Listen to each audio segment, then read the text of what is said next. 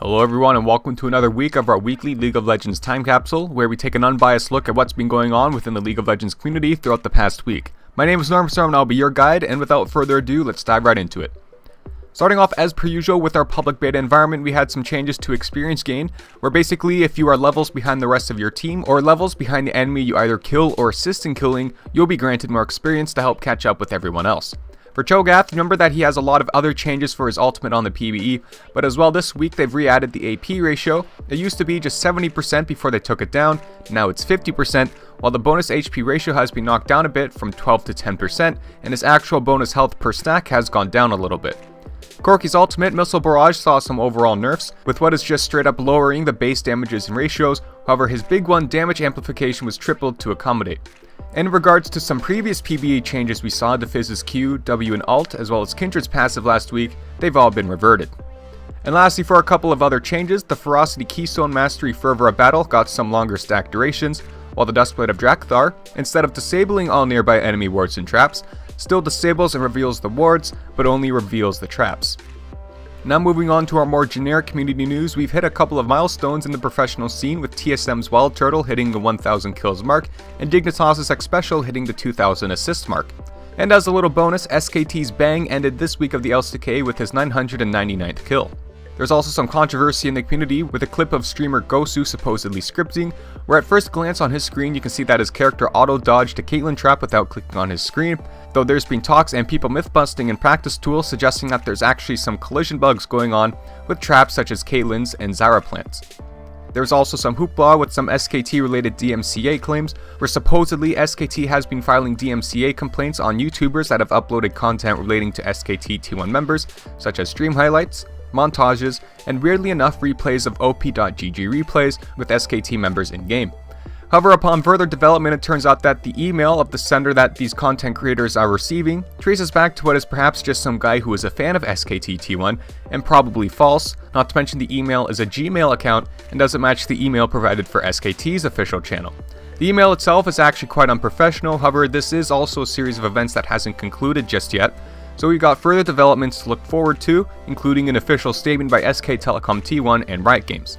And this week we can look forward to the IEM World Championships, where our brackets have been announced, where in Group A we will start off with the ROX Tigers versus M19, and HWA Gaming versus Hong Kong eSports.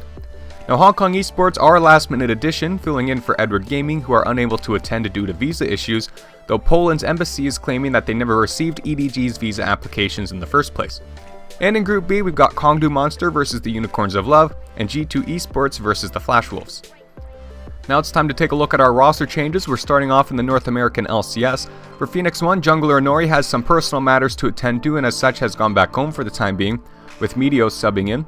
And for Team Dignitas, Coach Kopp has joined. And for Team Vitality, it looks like they've got their new support player, Aod. So Nuke Duck has returned to his original position in the mid lane, and GBM going back to the substitute role. And for Challenger Team Fnatic Academy, top laner Kikis has had an emergency medical situation which sent him to the hospital, so they will now have top laner Cho'Gath for the time being. Now for some of our wildcard regions, for Turkey's Galatasaray Esports, top laner Broken Blade suspension is up, so Smoke is no longer part of the team, while jungler Adaniel and support player NoXiAK have joined, replacing Nerroh and Madagger. And for HWA Gaming, support player Revanche has joined. Now there's a big kerfuffle going on with the Oceanic region's Tainted Mines, with most of its team either leaving or being fired, for reasons we don't quite know just yet. The coaching staff of Nerroh and manager Fastv have left as well. All we really know is that lawyers are currently involved. The Tainted Mines digital marketing manager tweeted, "People should look up the definition of a contract," and when someone asked if someone was being naughty, he responded with, "You bet." What we do know is that for the time being, the team is playing with Pabu, Fesh, and Pradith, whom has moved to the mid lane from top, Grisha, and Brawler. And as for Hafnet Esports, Otto has left the team.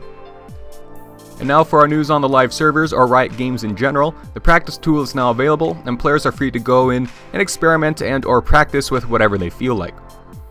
We've also got some information on potential Aatrox changes we can expect to see on the PvE soon, with making his passive a windowed one, the removal of percentage health costs, changing his W heal, and we can expect some more details and context in the near future.